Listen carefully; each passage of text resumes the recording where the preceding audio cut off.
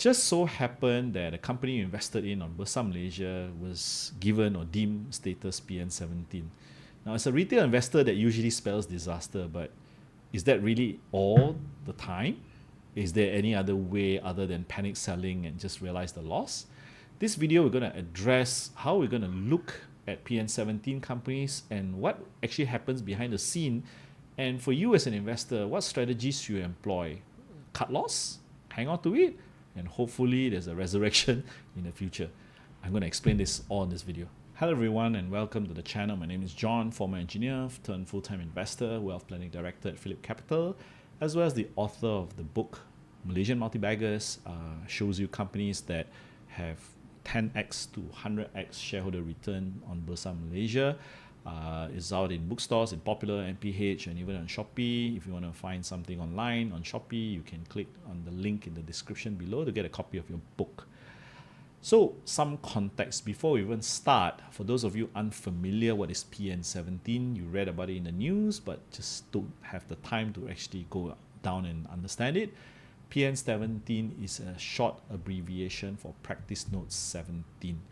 It is actually a financial warning from Bursa Malaysia to indicate a company is actually in financial trouble or in business trouble.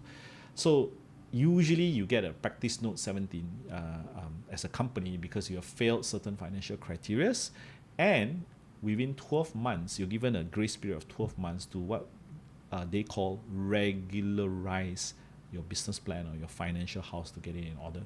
Now, if you fail to meet that deadline of 12 months, then you can either apply for an extension, in which Bursa may or may not give it to you. But most of the time, if you don't, then if you fail, then you will get delisted and you make your shares nearly impossible for retail investors to actually sell because it's not even traded on the open market. So usually a company, they don't get into PN17 straight away, and there are actually certain red flags that you can pick up early before a company fully turns into a PN17 company. But some of the examples, the three main examples I'll show here. The first one is usually through negative equity. So if you remember the accounting equation in which asset equals assets equals equity plus liability. So equity is money coming out from the founder's pocket, and liability is usually loaned to either a banking institution or to some of the early investors that lend them money and pay them you pay interest now. So normally one of the reasons why Practice Note 17 is given a company is that the debts or the liabilities is actually more than the equity, how much founder or company money is in there, right? That's the first. The second is actually they miss on their loan payments. So let's just say they owe bank X like 1 billion ringgit, or they issue a loan or a sukuk or instrument bond, right? Islamic bond over to lenders, and they miss either interest payments or principal payments a few rounds. Then they'll say, okay, nope, you're also deemed PN17 because you're not paying back your creditors. Okay, that's the second reason. The third reason is that, hey, every year as a public listed company, you have to make sure that your accounts are audited, and the auditors actually come and say, I don't believe all your numbers. I don't think all the numbers are right. They start to issue statements that, I can't sign off on this audit. And that's where Bursa will say, hey, have you filed your audited report? And if they miss the deadline, it's usually the auditors want to sign on it, off on it, because they suspect that there's some irregularities within your financial statement. So these are the three main reasons why a company would fall into a PN17 status. So in Bursa Malaysia from 2021 to 2026, the number of PN17 or GN3 status, in 2021 there was about 23 to 25 companies having PN17 or GN3 status, right? And a lot of it was due to the COVID pandemic. There was not much notable turnaround, especially in 2021, or delistings in 2021 as well, because there was a grace period. The whole world undergone lockdown, so there was a grace period. And in 2022, there was a notable turnaround. The number of PN17 GN3 actually increased from 25 to 29 in 2022, right? And one of the notable turnarounds was this company called Sikera Group. And the notable delistings was actually TH Heavy Engineering and Brahim Holdings, the catering company to Malaysia Airlines, right? 2023 saw 27, the number of PN17 and GN3. One of the notable turnarounds during that year was actually Asia X and Comintel, whereas the delisting was actually SCOMI Group. 2024, you had 22 PN17, GN3. Turnaround was FSBM Holdings and Baraka Offshore, whereas the delistings were the infamous Serba Dynamic and Global Tech. Yeah. So 2025, we had a reduced number of PN17 and GN3, 19. Turnaround was EA Technique, and the notable delisting was actually SCOMI Energy Services. And most recently, in 2026, 16 companies are still on PN17 GN3. Notable turnarounds was Pharmaniaga and Bintai Kinden, whereas notable delistings was actually Triple M Group and IRECA Corporation, which is still pending, right? So what I'm trying to share here is that the moment you are in PN17, as I described earlier, the various ways you can get into PN17, there's already a stuck situation for retail investors because you can't trade your shares as in PN17, right? So as a retail shareholder or even institutional shareholder of a company that is deemed PN17, if there is no suspension from Bursa Malaysia, usually there's still trading happening. It means you can buy and sell in the open market for PN17 companies. But obviously, there's a very high risk to take. But if you were given PN17 and as well as you are suspended due to other reasons by Bursa Malaysia, then literally there's no liquidity. You're virtually holding almost like a Sendirian Berhad shares where you cannot trade it on the open market. And that is really distressful session for a retail investor. So what do you do then? How do you know whether you should hang on to it, especially if you can still buy or sell, right? By the time it gets suspended completely, then virtually you have no chance to liquidate your shares. So how would you know? And this video is to show you what goes on behind the scene. How do you make an assessment to say, they will likely turn around like the examples I gave, Pharmaniaga, EA Technique, Baraka Offshore, Asia X, or they'll end up someone like SCOMI, someone like Serba Dynamic, or someone like KNM, right, which was delisted as well. They were given a regularization plan, a chance to regularize their plan, submitted to Bursa didn't approve because they need to sell one of the subsidiaries, which is the most profitable. But Bursa just said that, nope, if you sell this, there is no ongoing business. So, they were neither here nor there, not much option, so they had to be delisted.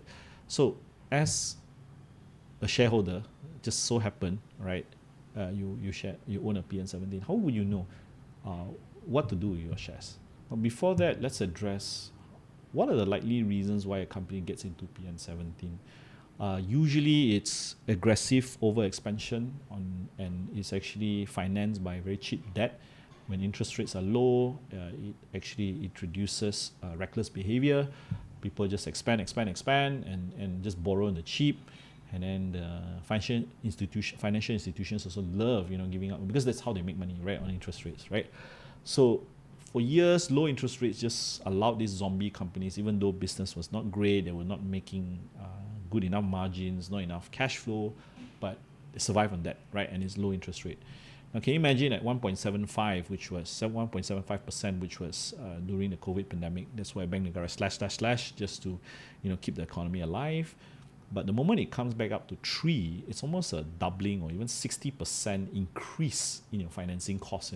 I know it looks small, percentage looks small, 1.75, but it's almost a double, and sometimes even more. I mean, if you borrow at 1.5 and then you go up to like 3 plus, it's actually a 50-60% spike in interest costs. So that could actually push these zombie companies even into further debt territory and kind of sink them. But now, with that scenario happening, what PN17 actually allows is that it allows what we call a chop shop or haircut or controlled demolition, for the lack of a better word, right? How do these things work? Actually, when you bring a company into bankruptcy, or in the US they call it Chapter 11, here it's PN17, right? in a way, right? So what do they do is these giants, they enter PN17. They then have a way to talk to their creditors and say, hey, I'm already in this scenario. Let's, rather than me not paying you at all, can we, take a haircut on the debt? Can we regularize our debt? And it's kind of a reset, because just by going on just the ongoing business, there's no way the business can pay you back. It's actually digging a bigger and bigger hole. And institutional funds or private equity, what they do is they use probably a 4-step kind of playbook. They freeze the creditors first. They go and clean the books. They look at what are the assets that they could probably sell to actually pay down the debt. They go and look for institutional white knights. They say, okay, this guy may be a competitor, but he's financially strong. Can you come in and buy the assets on the cheap? Because it's, in a way, it's in bankruptcy. You can buy, assets maybe 10 cents or 20 cents on the dollar kind of thing. And then all the assets that are still what do you call it, valuable, they sell it at a discount, so that these white knights will come in and buy. And once all that is cleaned up, it says, okay, from maybe 20, let's use Sapura Energy as an example, peak debt probably 24 billion, 22, 24 billion kind of debt, and then it says, okay, I cannot go on just paying you interest because there's no money coming from my business. Can we all just find a haircut or find a buyout? And once that optimization or cleaning up the books happens, actually, who is the largest victim, ironically, is actually the retail investor. Because if you think about your rights on the negotiation, or whether to get, not to give so much of a discount, or to clean up the debt, actually, all the retail investors will be diluted to actually save the company. Just imagine what has happened to Sapura. You had EPF coming in and taking on or even PNB taking on being the institutional investor in a company that was actually bleeding money, right? And if you were a retail investor, you can't even argue your rights. It's actually these guys that will come in and try to clean shop, right? So money moves from a lot of these retail investors to the it's not to say that the institutional guys make money, but I'm saying that the retail guys will hold the short end of the stick.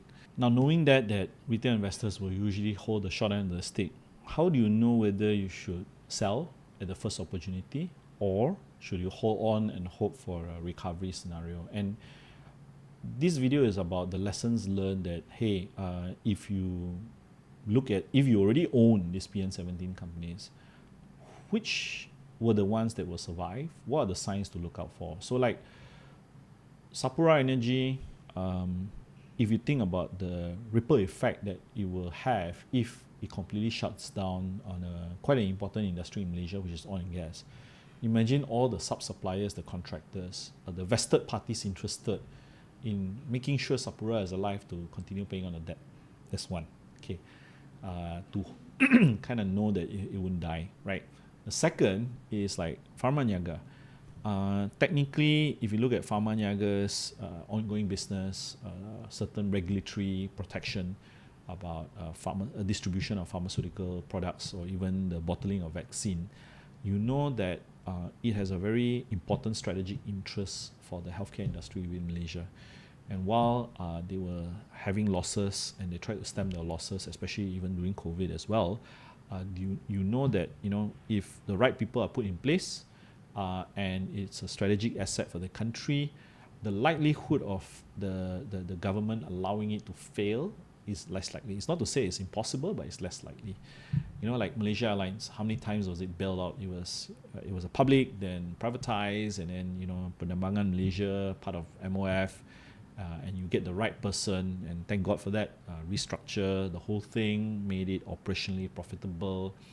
So if you're already holding on to a PN17 company, look at the likelihood of it being a strategic national interest to the country. One, two is the debt size so large that if it takes a haircut and it shrinks down to let's say a more manageable size of a business, is that something still worth holding on to.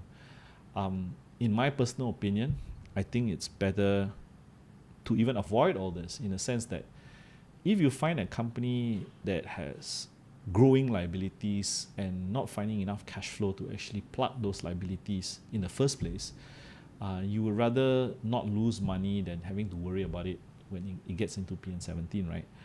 But at the same time, if you're already own companies that are on PN17, then if you're already at like what, 10 cents on the dollar or even 5 cents on the dollar of value against what you purchase, and what's the harm holding on if you know that the likelihood of a turnaround, the likelihood of upside will come? Because even if you sell, it's 5 cents on the dollar, right? But if you keep, then who's sure will likely actually survive? You know, the Pharmaniagas of this world or the Sapuras of this world. Serba was very difficult because it was a fraud, outright fraud, right? So to turn it around, not so easy lah. But if it's like mismanagement, taking on too much debt, strategic national interest, yeah, something you can hang on to. So I hope this video actually showcase some of the behind the scenes and strategies of what would you do if you happen to own, as a retail investor, you happen to own PN17 or GN3 companies. But best of all, try to avoid them. Try to not even buy them in the first place. And I think that's the safest or even less stressful way of investing. Hope this lesson was insightful to you, and hope that you get more lessons in future videos of how to invest and how to become a better investor. See you in the next video.